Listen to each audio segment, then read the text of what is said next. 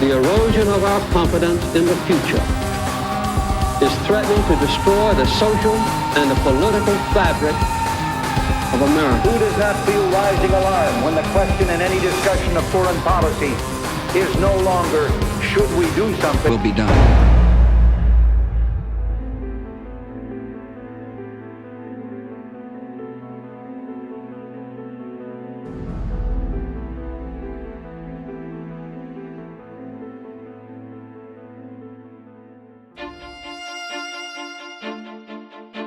America's exceptionalism is not because we're smarter, better, or greater than any other people or country. America's exceptional because a group of people came over here and wrote a constitution that gave us a level of freedom that doesn't exist anywhere else in the world. And that freedom means it comes with a responsibility that we have to participate in our government, participate in and understand what's going on, help others to understand that and teach them, and make sure that that American exceptionalism continues forever. When I was young, I was like dreaming.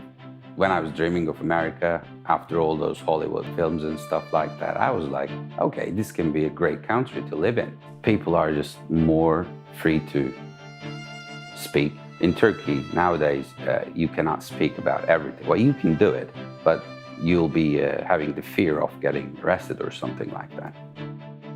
You know, America was built on immigration, right? We had great waves of immigration. We had, obviously the first settlers that were trying to escape religious persecution, and they began to build this country. And then we had an immigration of institutions, governments moving in and bringing indentured servants that built America. And then the next wave was via slavery. And slavery was immigration. It was bad and wrong, but can you imagine America today without the slaves in our agrarian society? The South was all the money in the 1800s. The South produced all the money. They had all the cotton, they had all the vegetables and corn and everything else, and it got exported. And that was from the black immigration via slavery. And the next wave was the Irish in the potato famine. And the Irish were instrumental in building out the East Coast, and they became, they were workers that built New York and built the aqueducts and built the canals. And then can you imagine America without the Chinese? No transcontinental railroad. Where would we be? I think as young people in America, we need to fully understand the fundamentals of how our country was built. And most of my friends haven't. When we are taught the fundamentals of America, and it's all trivial, it's all something that we're going to be checking ABC on a test.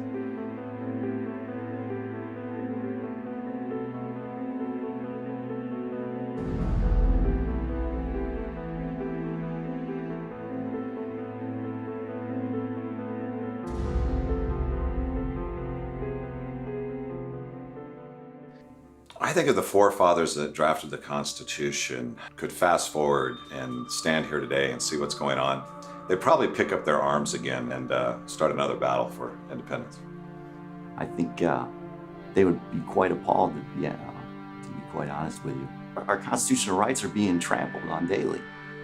If they're not being trampled on, they're being threatened being trampled on. And the framers didn't intend that. I think the US Constitution, of all written constitutions, is probably the best we've ever seen. I mean, I think it is that good.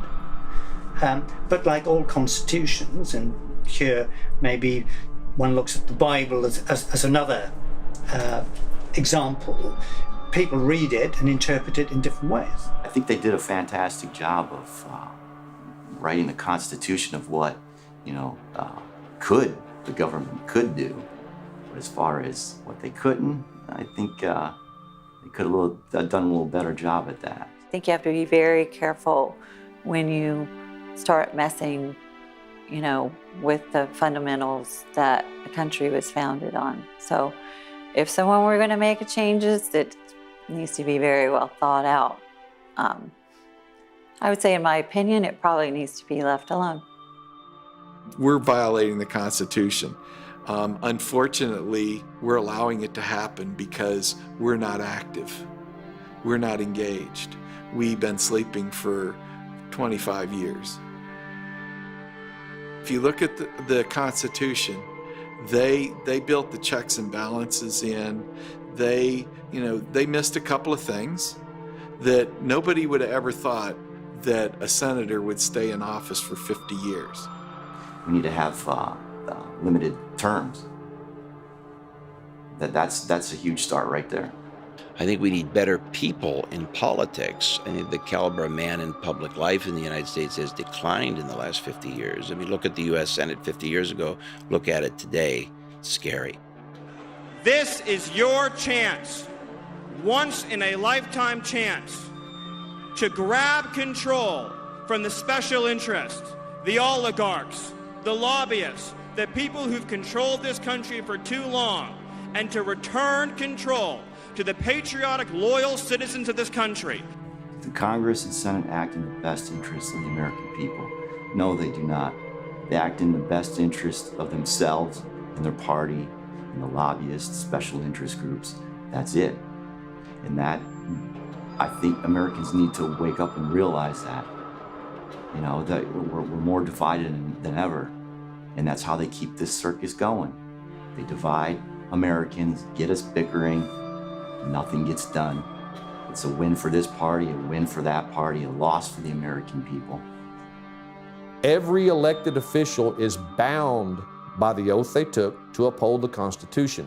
That oath supersedes that delegated duty to do.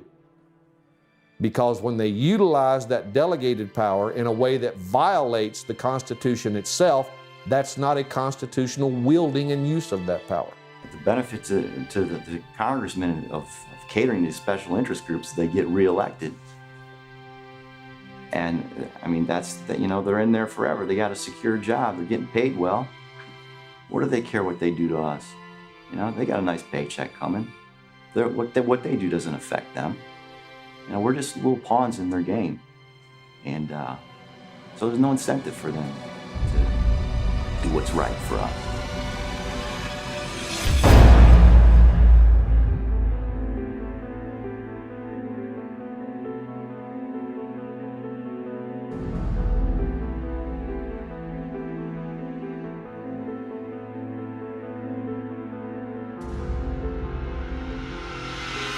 I think we're on a decline at a pace that we've never seen before in this country.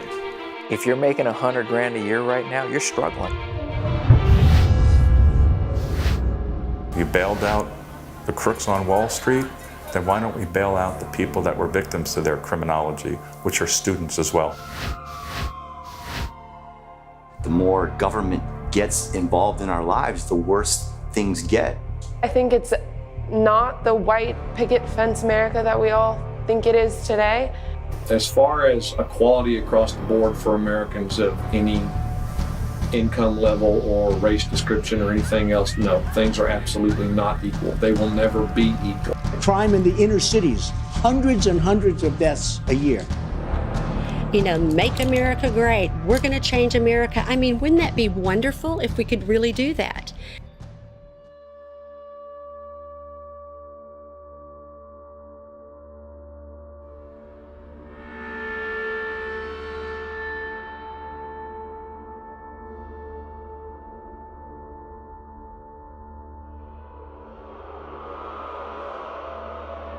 If you dumb people down and do not educate them on our true histories, then you can basically manipulate them to do anything.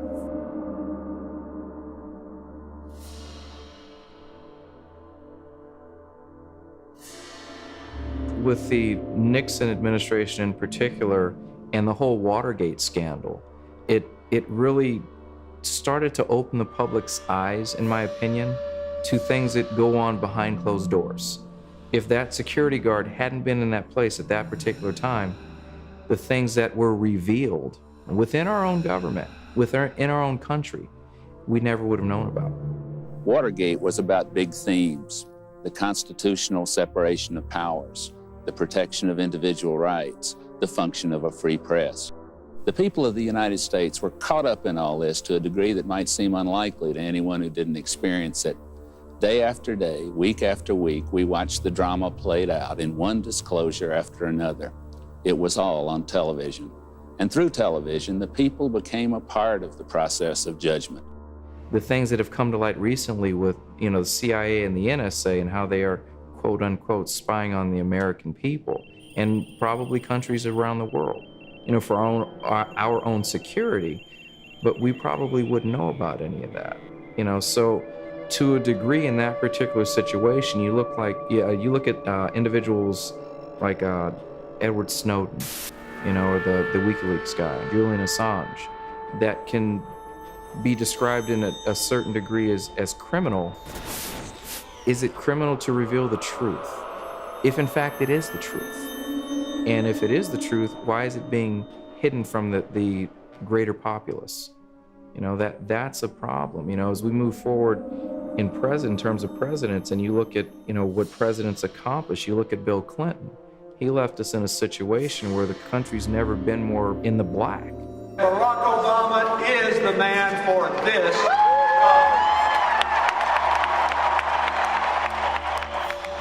We had the largest surplus in the history of our country after his administration. And he probably only had 2 years of an 8-year run because he was dealing with his own scandals, and the next administration chewed through that in a couple of years, got us involved in 2 costly wars. And why? Because defense contractors needed those contracts. They needed to do what they do, which is build weaponry. And then those wars are over, they're left for another administration to deal with, and also a debt, that's inherited and continued to pass on. So I believe that the system is broken, and I believe the powers that be want it to continue to remain because they are the powers that be, and they have their place. So if their place is at the table, if I'm them, I don't want to get up, and I certainly don't want to be replaced. So until someone's willing to address that and confront it head on, this is going to continue. This idea that government is beholden to the people, that it has no other source of power except the sovereign people, is still the newest and the most unique idea in all the long history of man's relation to man. I'd like to believe in our election process and that it's democratic and everyone's vote has a say, but the way it's structured and the way it's set up and the electorate and the delegates, and it can be very confusing. Well, the Electoral College was there simply because of the way the Founding Fathers viewed a democracy. They knew that a democracy was self-destructive.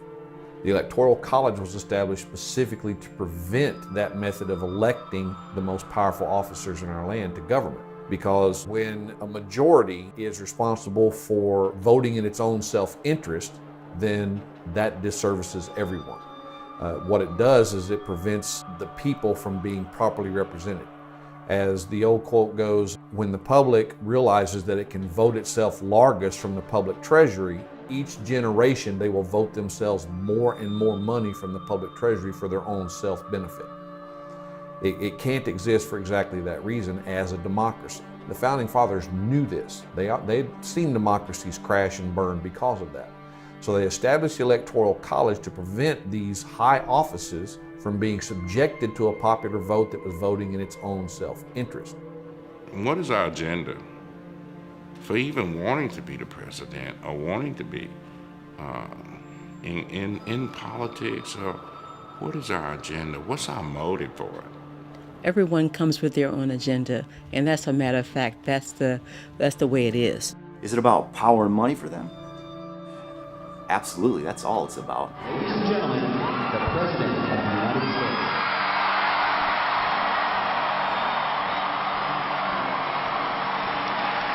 I believe that the American people didn't want spin and PR from their elected officials. They wanted honesty and straight talk.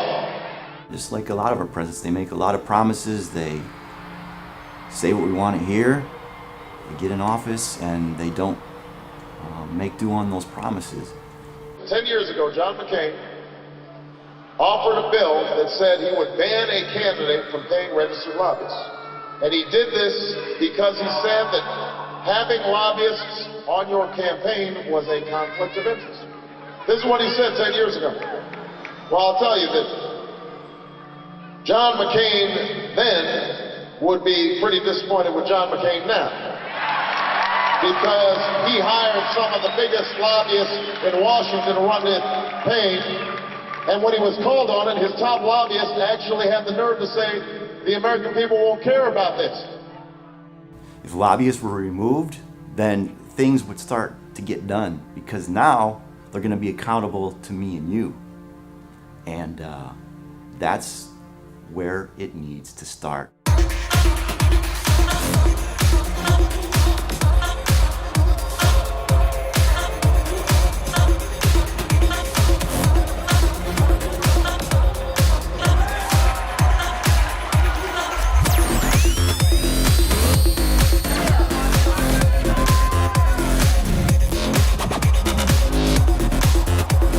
I had a great time last night. Really had a good time. You mean you don't like it that I was nice to the other candidate?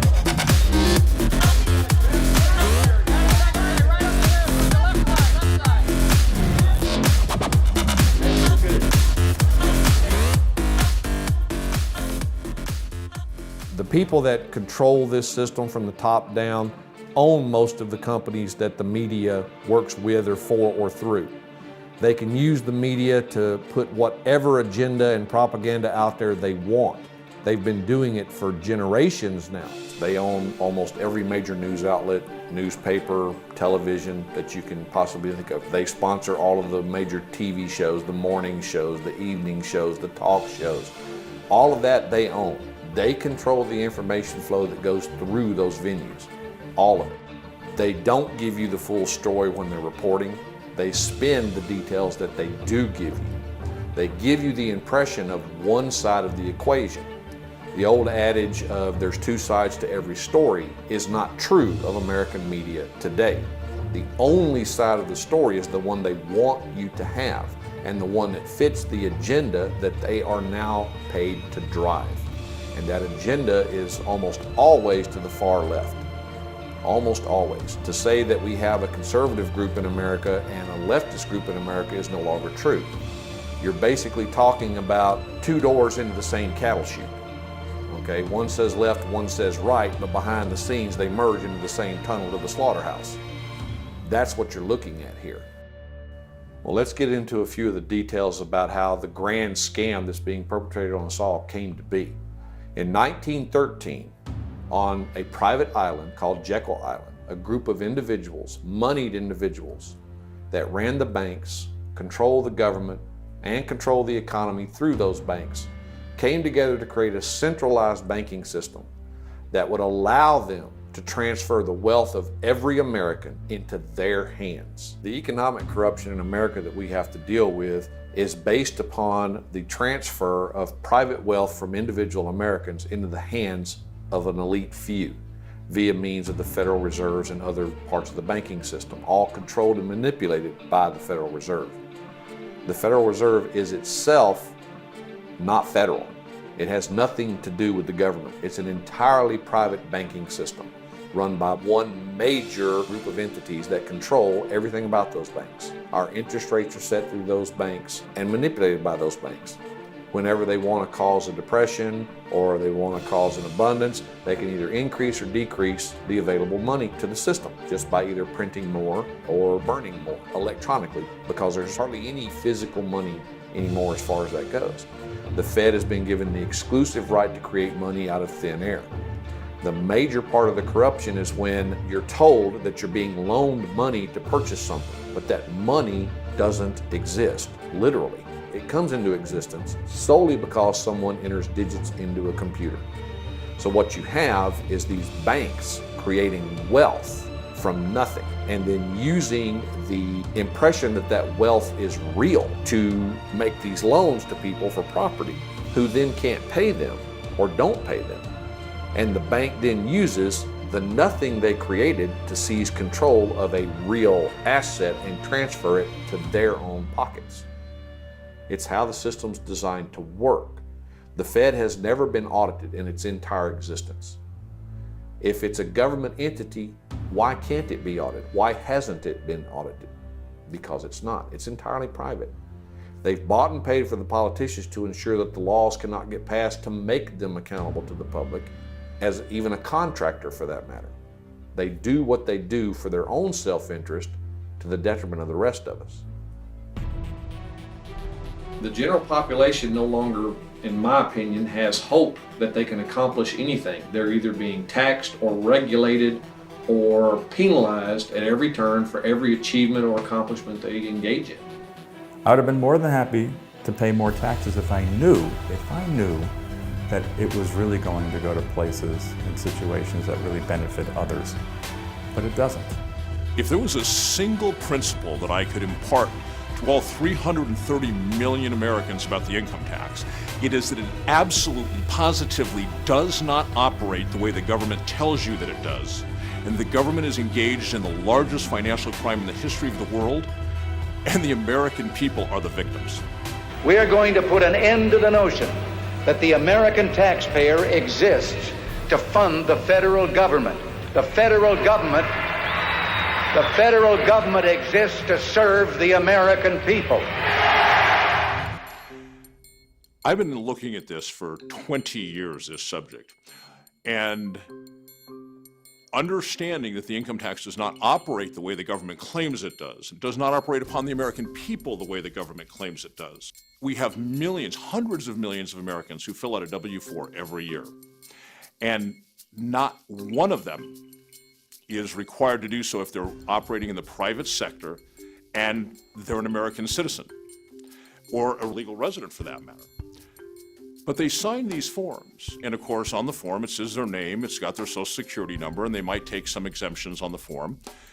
And they believe when they sign under penalty of perjury that they're signing that those three elements are factual and they haven't lied about their name or their number. And of course that's part of it. But what they don't understand is when they sign that form, they're not merely attesting under penalty of perjury to those facts, they are also attesting under penalty of perjury that they are a person required under law to sign a W-4. And that constitutes documentary evidence to the IRS, when in fact, under tax law, he never owed a penny. If we go all the way back to 1916 and the Bruce Shaber case, even as far back as that time, Justice White talked about the distinction between what the law says and how the law is enforced. And he drew a distinction all the way back then that it was very, very possible and indeed likely that the government could write the tax law to say one thing and enforce it in a completely different manner.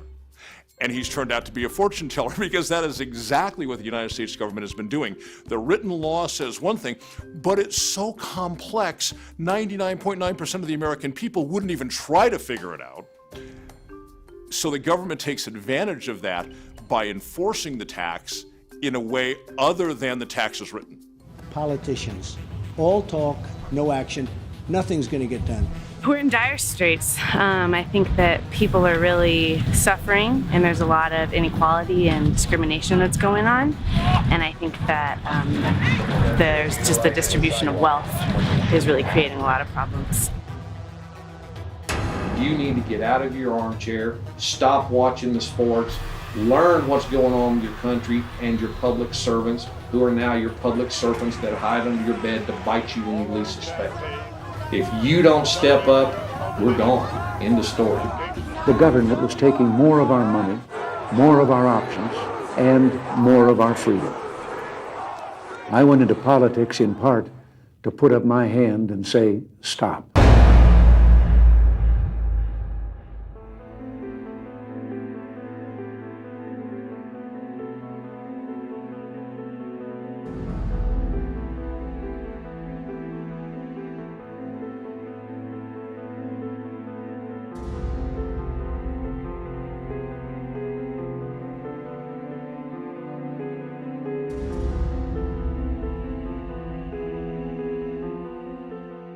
In the 1890s, the economy in the United States was really heating up. And as we moved into the 20th century, the people that constituted the Federal Reserve decided that the economy was already doing great. The American people were already doing great, but they wanted to get theirs. So that's when they came up with hatching the plot for the Federal Reserve, which is, it is the core rot. It is the grand scam when it comes to depriving Americans of proper self-governance and liberty. How do these people come to the conclusion that they can spend what they don't have? They're telling us that we have a currency called the dollar, printed on paper by an organization called the Federal Reserve that can print it on demand. Hence, we have what is now, and been for a long time, fractional reserve banking, where these systems allow the money to be printed up and used and disseminated to all these individual banks that are part of this one whole bank. And through that, they can create as much money as they want simply by typing any number into a computer screen they want to. But there's nothing behind that. There's nothing behind any of that. So how did the world get trillions of dollars in debt when there were never trillions of dollars to loan? It was all numbers on a computer screen created by people, not by natural resources, not by precious metals, but by people. And through this system, they have been able to take your home, destroy your education, destroy your economy, destroy your ability to retire, to save, to produce, to do anything. And the system is on the verge of complete and total collapse. Despite what they want you to believe, there is no presidential candidate that's going to save you from that. The Federal Reserve creates money out of thin air for the United States government on demand. And then they want interest back on the money they created out of thin air. But of course, they don't want more money created out of thin air. They want money that has value. Well, how do they achieve that? What they do is they put money into circulation. Let me give you an example of how this is done. A pallet of $100 bills that equals $1 million costs the United States government $1,230 to make. As soon as they put it on the floor of a Federal Reserve Bank, it goes from $1,230 in paper and ink to $1 million in currency. They then spread that out into the population. Once people use it to purchase goods or labor, and goods actually represents labor, then that paper and ink attains value. Once it attains value, it becomes what the Federal Reserve wants back, because when it's paper and ink, it's meaningless. Once we, the American people, through the sweat of our brow, give it value, then they want their interest. They want to take the money off the top that they get back that actually has some value now. And that is the sole purpose of the income tax. That's why it was passed at exactly the same time as the Federal Reserve Act. The grandest scam ever perpetrated on any people, any nation, is the Federal Reserve.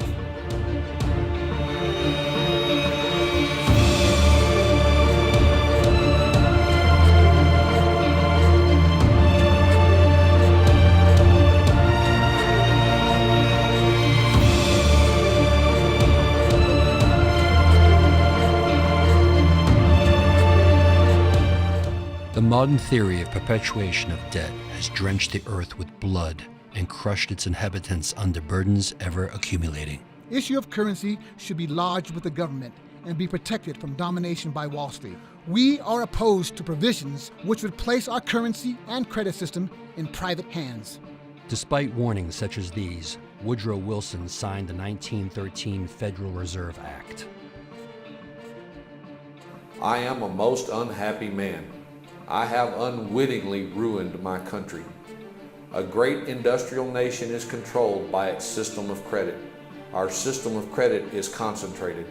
The growth of the nation, therefore, and all our activities are in the hands of a few men.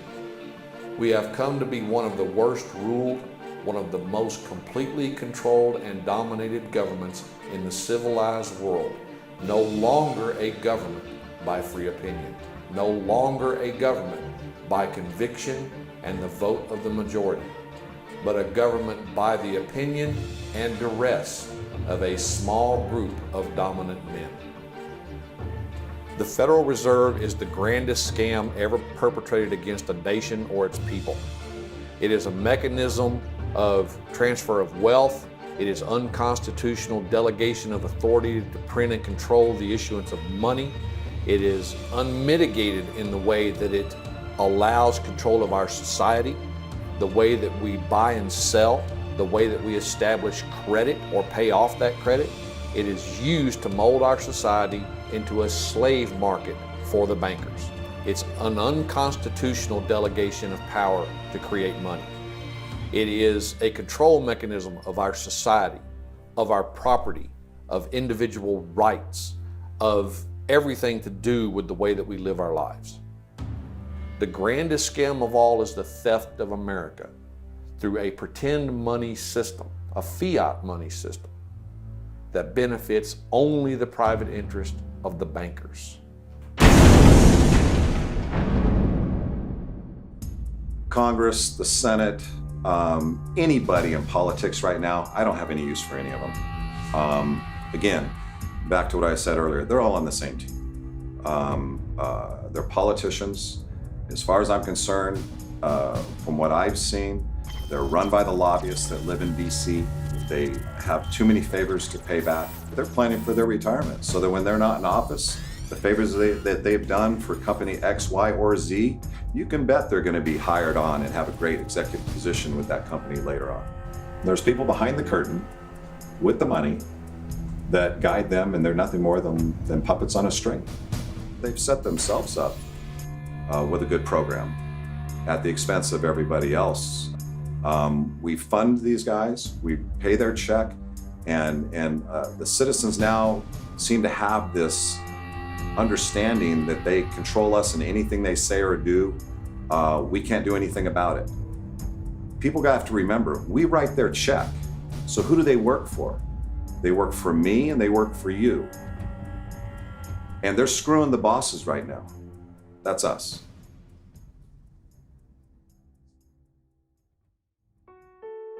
United States of America is a great place to live. I'm totally sure about it. But something missing here. The sense of the culture is missing here. People need to be more integrated, more into it, because this is the only world we have. And if we just fail to live in this one, we will not have any other place to live in. We were taught very directly what it means to be an American. And we absorbed almost in the air a love of country and an appreciation of its institutions. If you didn't get these things from your family, you got them from the neighborhood, from the father down the street who fought in Korea, or the family who lost someone at Anzio. Or you could get a sense of patriotism from school. And if all else failed, you could get a sense of patriotism from the popular culture. We've got to do a better job of getting across that America is freedom. Freedom of speech, freedom of religion, freedom of enterprise, and freedom is special and rare. All great change in America begins at the dinner table. So tomorrow night in the kitchen, I hope the talking begins. And children, if your parents haven't been teaching you what it means to be an American, let them know and nail them on it. That would be a very American thing to do. I want the people of America to notice about people who have disabilities, who have diseases. You know, they need more health care. Not only that, but we need to stop fighting. We just need to stop fighting with other nations, just attacking each other. I mean, what good is that gonna get you? Nothing much. People are equal. It doesn't matter if you're Hispanic, Latino, Black, it doesn't really matter. We all need to be kind of in unity, and to single someone out and feel pity towards a certain race is kind of, in my opinion, a little absurd, because we are all a human race. I know there's different ethnicities within the human race, but when you get down to the nitty-gritty, we're all together, and that's what the world is supposed to be about unity and living for a greater good besides yourself. And I think it all starts with the individual. You know, if a person believes that we're gonna have a greater country, then we're gonna have a greater country, you know. But there's no hopefulness right now, you know. People are kind of self-absorbed in their own technological world and whatever we're told to believe in. And I think that needs to change. I just want America to change so that I have a chance to grow up, and everyone in my generation has a chance to grow up, so we get a beautiful world.